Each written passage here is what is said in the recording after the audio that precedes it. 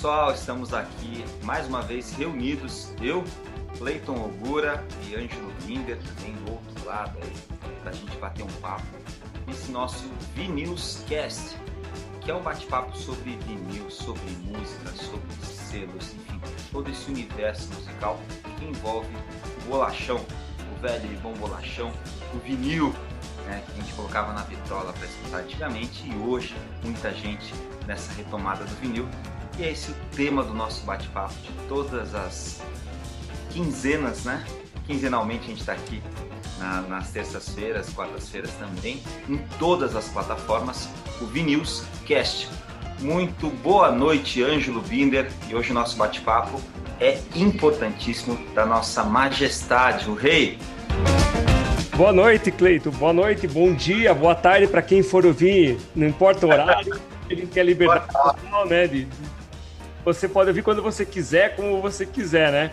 É muito legal, pô, eu sou o maior fã do Roberto Carlos, vi 2 shows dele na minha vida, um deles aqui em Curitiba, 2 em Curitiba, e foram 2 no mesmo ano, foi em 2010, um deles foi lá no Teatro Positivo, aqui em Curitiba, que é um teatro muito importante da cidade, né? Eu fui com a minha mãe, inclusive, a dona Elizabeth, que é super fã do Roberto Carlos, e a outra vez que eu vi foi quando a RPC, que é a Rede Paranaense de Comunicação, a Globo daqui, completou 50 anos na ocasião, em 2010, agora fez 60, e eu trabalhava no grupo RPC, então a gente teve o privilégio de ver lá na primeira fila o Roberto Carlos. Aquilo foi fantástico, ainda pôde levar familiar, 2 familiares podia levar, foi incrível. Mas a gente veio falar sobre os discos, né, do Roberto Carlos, então marcaram minha vida. Aquele disco eu aprendi, Cleiton, lado A e lado B nos discos do Roberto Carlos, desde a infância, assim. Só pra você ter uma ideia, né, da importância. Engraçado que a minha lembrança também vem da minha mãe, né? Eu vi os discos do Roberto ali da minha mãe, né?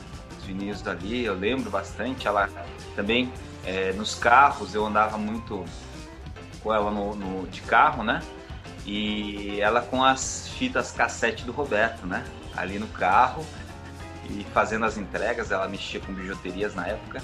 Eu lembro bem, eu ficava no carro cuidando do meu irmão e ali tocando rádio ou o Roberto quando ela entrava para dirigir, né? Eu lembro bastante disso, essa coisa maternal, né? A gente que tem essa faixa etária lembra, né, disso, da mãe escutando o Roberto, né?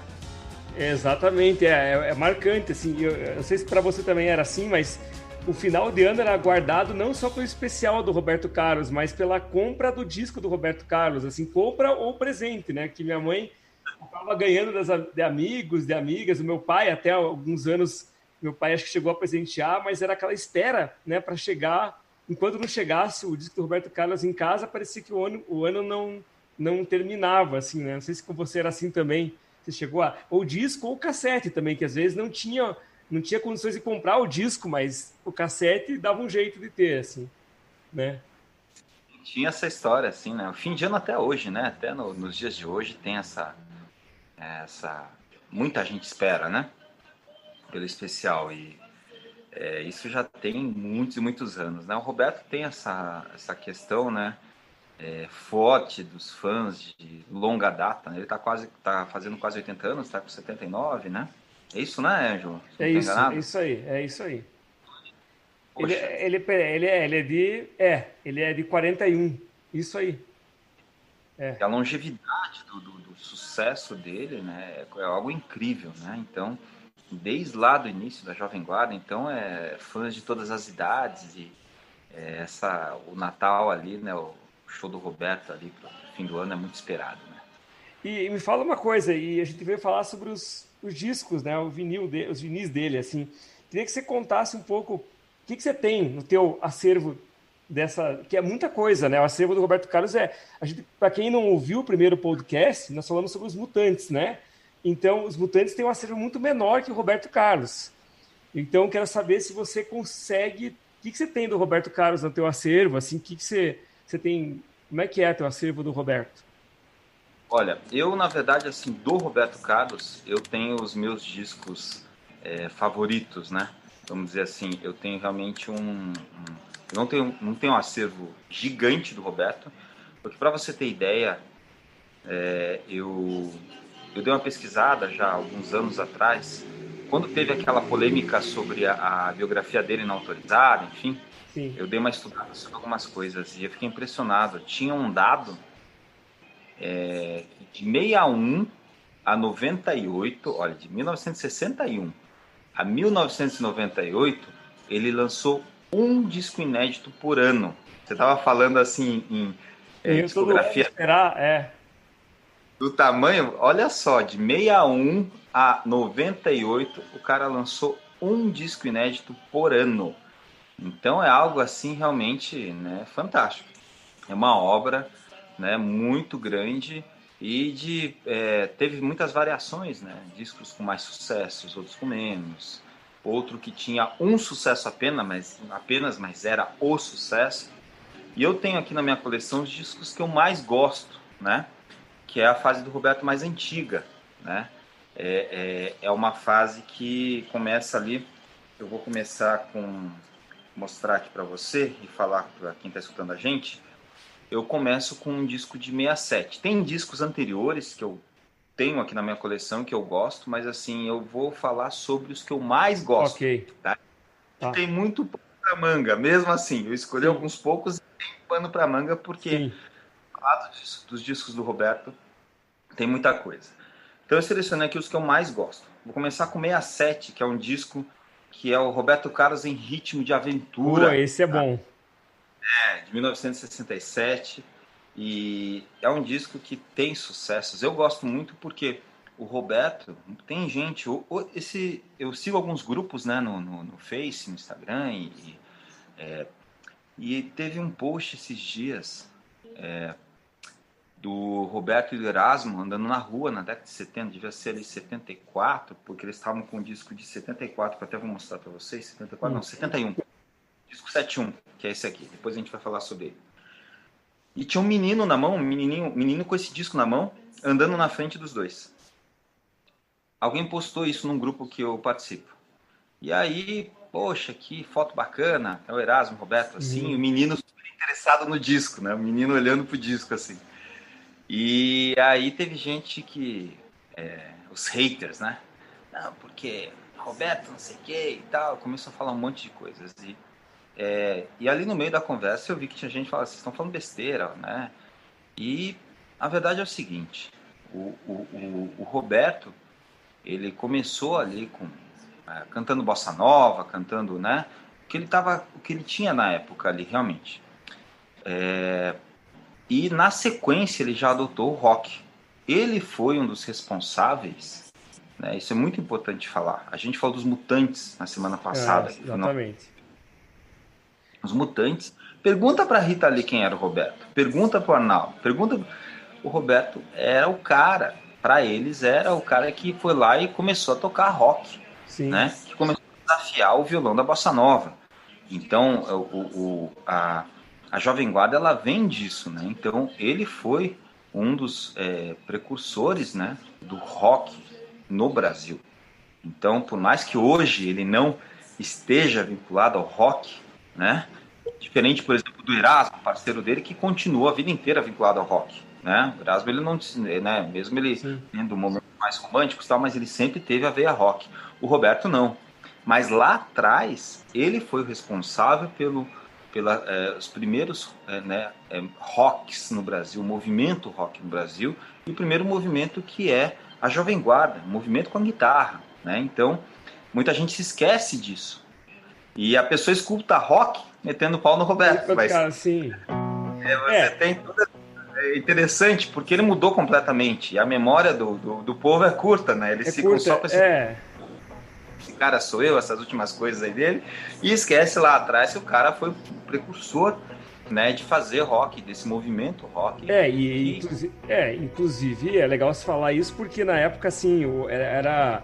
Até para os pais da época, né, assim, os jovens, os pais da época achavam assim o Roberto Carlos até roqueiro, né, e realmente era até não era muito bem aceito pelos pais, né, das famílias, assim, o Roberto Carlos não era um bom exemplo, porque o rock era ligado à marginalidade, enfim, tem tudo isso que pegava, né? É bem diferente do que a gente depois vê o Roberto Carlos romântico e tal. E essa, como você falou, ele iniciou. E o legal de pegar esse início que você está citando do Roberto Carlos lá no começo dele do rock, é bom a galera saber que ele realmente ele teve essa coragem, assim, né? Porque é uma época diferente. O Brasil vivia um momento complicado também em termos políticos e, embora ele seja muito criticado, né, até por algumas, eu acho injustamente até, porque eu acho que ele fez muita coisa, né, nesse sentido, os discos dele... Mas não ia tocar no assunto, mas a temática, uma das pessoas levantou no post foi essa questão política. Né? Aí, assim... você tem, muitas vezes você precisa avaliar obras, né? Então, assim, da mesma forma com que eu vou citar uma coisa, não, alguém oposto a isso seria o Rock, vamos dizer, né? Sim. Lá na outra. Sim. A velha obra do cara, a gente tá falando de música de obra, né? Cada um tem a sua questão política até na música, mas eu acho que, assim, tem que ter um peso diferente aí nessa questão. Tá discutindo música, né? Exatamente, pois é, mas é isso que eu tô dizendo. Eu tô dizendo exatamente por isso, porque como ele iniciou o movimento no Brasil, assim, né? E isso que tem que ser falado. Até porque no começo, antes de você ir lá pro anos 60, que ano que é o teu primeiro que você citou ali, 60 e... Citaram 67, né? 67. Então, eu queria falar o seguinte, que para os jovens saberem, quem for mais jovenzinho que nós, né? Que nós somos jovens também, né? Mas quem for mais jovens que nós, para entender, Roberto Carlos era tipo o que hoje em dia, assim, vamos dizer aí, no Brasil, na música, assim, eu digo é porque, assim, ele tinha uma força no cinema, né? Esse é o filme, não é? Tem um filme. E esses filmes que ele fez alguns filmes, né? 300 km por hora, tal, eram baseados nos Beatles, tipo, né? Então, tem toda essa questão. E a gente estava falando assim, um pouco nessa esfera política que ele citou, mas a arte também é uma forma de você se expressar politicamente. Claro. Mas a gente está falando de uma coisa num contexto fora disso, né? Legal, Alice. Mas esse disco de 67, o que eu gosto nele é justamente essa pegada rock, né? Porque, assim, eu vou citar algumas músicas, né? Pode citar aí. Ele começa lado 1 aqui, na verdade, né? Eu Sou Terrível. Eu sou né? E aí, na sequência, ele vem com uma balada. Isso que é legal, né? Também. Como é Grande Meu Amor por Você. Que depois ele regravou, né? Algumas vezes já. E aí vem Por Isso Eu Corro Demais, que daí era um rock meio... ele tinha a pegada bem da Jovem Guarda. Então, assim, quando o Eu Sou Terrível, ele tem uma... Mas ele já vai um pouquinho mais pro rock. Vai. Só que quando você vê as músicas aqui, as outras músicas não tão conhecidas, eu vou pro lado B. Tá. Pro lado B descamba com rock. Que ele abre o lado B com Quando. Que é uma pancada. Sim. Já é uma pancada. Quantas regravações de bandas de rock a gente teve com Quando? Eu lembro de Barão Vermelho, eu lembro de uma do Barão Vermelho aí. E aqui ele tem uma música que eu adoro, né? Que no lado 2 também é Você Não Serve Pra Mim, que é outra. Essa aí é boa. Você já viu, falando nisso, você já viu a versão do China com a Fafá de Belém? O China é aquele cara de uma banda Del Rey. Cara, é muito boa aquela versão, né, dessa música aí. Teve assim, fez um sucesso bem mais recente, assim, com o Ira também, né? O Ira, enfim, tantas pessoas gravaram, então, assim, para você ver aqui, a 67 eu gosto muito porque tem essa questão do rock muito forte aqui nesse disco, né? Ele já caminhando, porque é interessante, o período de rock dele tem essa Jovem Guarda e tal. Eu gosto muito desse disco, 67. Sim. Quando ele começa a caminhar ali para a década de 70, ele dá a virada na carreira, que ele sai um pouco do rock e começa a ir para o romântico. Romântico, ainda com umas bases de rock, algumas coisas, mas ele já caminha para uma outra linha. Então, esses últimos anos da década de 60, ele vai para esse lado. E esse é, assim, vamos dizer, do início da carreira, que não tão início, esse aqui não é tão início, esse 67, que ele já estava fazendo filme, cara, já estava em outra esfera, né? Mas, assim, é um disco que, desses